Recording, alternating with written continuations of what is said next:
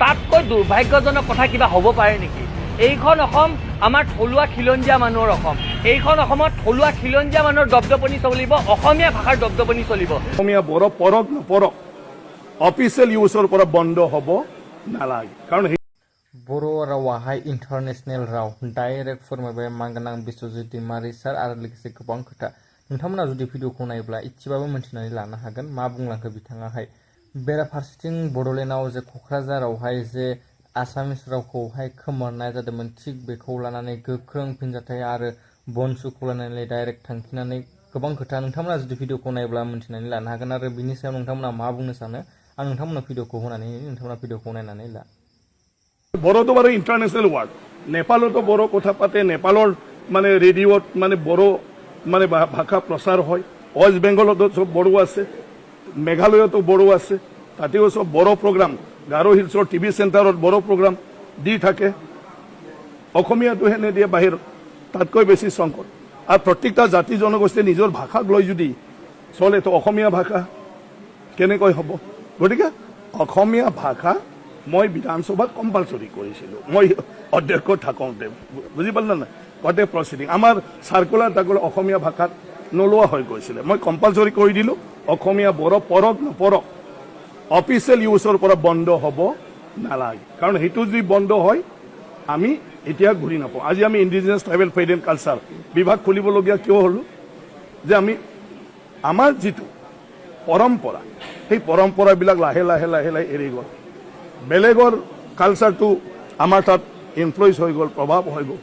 এতিয়া যি আমাৰ বিভিন্ন জাতি জনগোষ্ঠী নিজৰ ভাষা হেৰুৱাব লগা হ'ল, ধৰ্ম হেৰুৱাব লগা হ'ল, নিজৰ মানে সাজপাৰ হেৰুৱাব লগা হ'ল, নিজৰ উৎসৱবিলাকত আমি পালন কৰিব নজনা হৈ গ'ল অসমত বহুতে।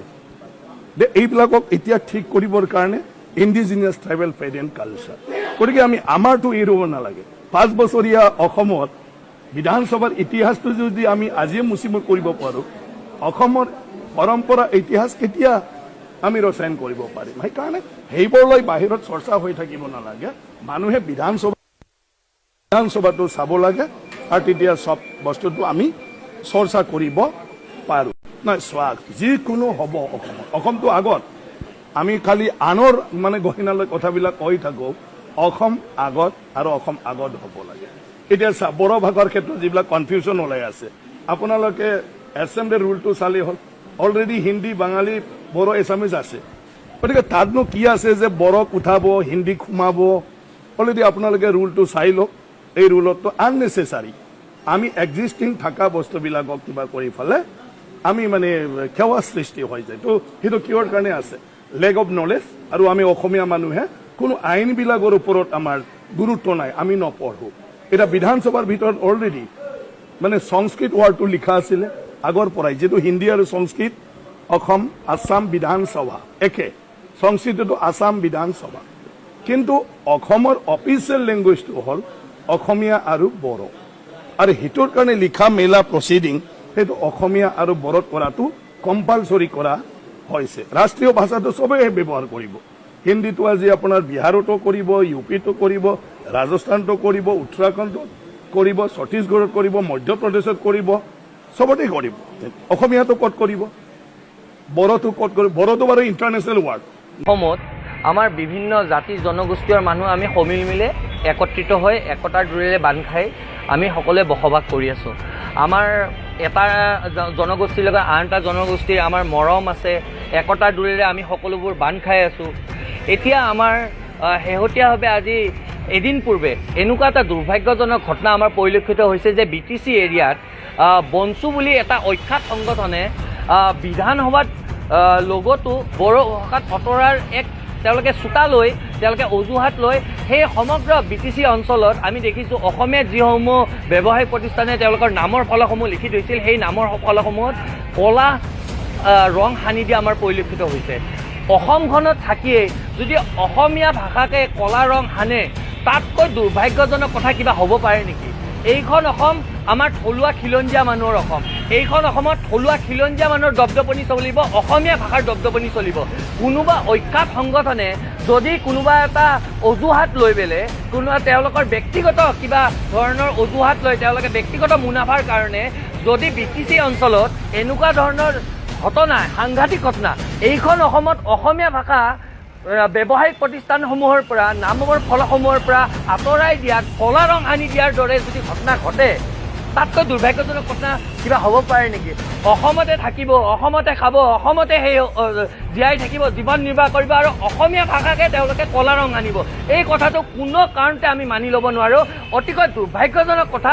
আৰু অনতিপলমে এই বনচু নামৰ এই অখ্যাত সংগঠনটোৰ নেতৃত্বই ৰাজহুৱাভাৱে ক্ষমা খুজিবলৈ আমি দাবী উত্থাপন কৰিছোঁ। আৰু বিধানসভাৰ যি লগৰ পৰা বড়ো ভাষা আঁতৰাৰ যি কথা, সেই কথাটো এতিয়া শুনিছোঁ বিধানসভা অধ্যক্ষই তেওঁলোকে নস্যাৎ কৰিছে। তেওঁলোকে কৈছে যে আমি হিন্দী ভাষাটো আমি সংশোধনহে কৰিবলৈ বিচাৰিছিলোঁ। এনেকুৱা ধৰণৰ ঘটনাই ক'ৰবাত নহয় ক'ৰবাত আমাৰ মাজৰ যি আমাৰ ভাতৃত্ববোধৰ যি বৰ অসমখনৰ যি আমি এজনে আনজনৰ প্ৰতি যি মৰম আছে, একতাৰ দোলেৰে বান্ধ খাই থকা অসমখনক ক'ৰবাত নহয় ক'ৰবাত ভাগ কৰাৰ উপক্ৰম ঘটিব। আৰু বিভেদকামী শক্তিয়ে এক তৃতীয় পক্ষ অনবৰতে আমাৰ অসমখনক ক্ৰিয়া কৰি আছে। কেনেকৈ আমাৰ অসমৰ এজনৰ মাজৰ পৰা আনজনৰ মাজত ভাতৃত্ববোধৰ যি এনাজৰীডাল ভাঙি দিব পাৰোঁ, সেইকাৰণে চিন্তা চৰ্চা কৰি আছে। এনেকুৱা ধৰণৰ তৃতীয় শক্তিক এনেকুৱা ধৰণৰ কাৰ্যকলাপে ক'ৰবাত নহয় ক'ৰবাত উদগনি যোগাই বুলি আমি ক'বলৈ বিচাৰিছোঁ। আৰু অনতিপলমে এই বনচু নামৰ এই অখ্যাত সংগঠনটোৱে তেওঁলোকে ৰাজহুৱাভাৱে ক্ষমা খুজিব লাগে। আৰু এই অসমতে থাকি অসমীয়া ভাষাৰ ওপৰত কলা ৰং সানিবলৈ দুঃসাহস কৰা মানুহবোৰক ৰাজহুৱাভাৱে শাস্তি দিব লাগে বুলি আমি ক'বলৈ বিচাৰিছোঁ। অসমৰ ভৌগোলিক পৰিসীমাৰ ভিতৰত অসমীয়া ভাষা চলিবই, সেইটো স্পষ্ট কথা। আমি যদি অসমতে অসমীয়া ভাষা নিলিখোঁ, অসমীয়া ভাষা নকওঁ, আমি বাহিৰত ক'বলৈ যাম নেকি? আমি অসমতে অসমীয়া ভাষা ক'বলৈ লাগিব। আৰু তাৰে ব্যৱসায়িক প্ৰতিষ্ঠানবোৰত, BTC এৰিয়াত ব্যৱসায়িক প্ৰতিষ্ঠানবোৰত এই বনচু নামৰ অখ্যাত সংগঠনটোৱে যেনেকুৱা ধৰণৰ ভাবুকি দিছে ব্যৱসায় এইবিলাকক, আমি যদি আমাৰ যদি গুৱাহাটী মহানগৰীত শদিয়াৰ পৰা ডুবৈলৈকে যদি আমি ভাবোঁ যে এই বনচু নামৰ অখ্যাত সংগঠনটো যেনেকৈ বড়ো, আমি যদি ইয়াতে গুৱাহাটীত যদি কওঁ যে বড়ো মানুহক আমি যদি ইয়াতে গুৱাহাটীত থাকিবলৈ নিদিওঁ, তেনেহ'লে তেওঁলোকে কি কৰিব? তেওঁলোকে কিবা কৰিব পাৰিব নেকি? আমি সেনেকুৱা ধৰণৰ কোনো কাৰ্যকলাপ কৰিবলৈ বিচৰা নাই। আমি সকলোকে সমিল মিলে আমি একতাৰ দোলেৰে বান্ধ খাই থকা আমি অসমীয়া জাতি, আমি সকলোকে মৰমেৰে ৰাখিবলৈ বিচাৰোঁ, সকলোকে সমিল মিলে আমি একতাৰ দোলেৰে আগবাঢ়িবলৈ বিচাৰোঁ। যদি কোনোবা কুখ্যাত সংগঠনে ভাবিছে এনেকুৱা ধৰণৰ কাৰ্যকলাপ কৰি আমাক অসমীয়া মানুহক আৰু অসমীয়া ভাষাক সেও প্ৰতিপন্ন কৰাব পাৰিব, তেওঁলোকৰ সেই চেষ্টা অথলে যাব। আজি আমি এটা কথা স্পষ্ট কৰি দিবলৈ বিচাৰিছোঁ, আমি অসমীয়া মানুহসকল প্ৰতিটো জাতি জনগোষ্ঠীৰ মানুহ আমি একগোট হৈ আছোঁ। আৰু আমাৰ মাজত বিভেদকামী শক্তিয়ে যদি ক্ৰিয়া কৰিবলৈ বিচাৰি আছে, সেই বিভেদকামী শক্তিক আমি ক'বলৈ বিচাৰিছোঁ যে তোমালোকে যিমানেই চেষ্টা নকৰা কিয় আমাৰ মাজৰ যি ভাতৃত্ববোধ একতাৰ দোলেৰে বান্ধ খাই থকা অসমখন তোমালোকে থান বান কৰিব নোৱাৰা। আমি অসমীয়া মানুহ একগোট হৈ আছিলোঁ আৰু অনাগত দিনতো অনাদি অনন্তকালৰ বাবে আমি জাতিটো একগোট হৈ থাকিম।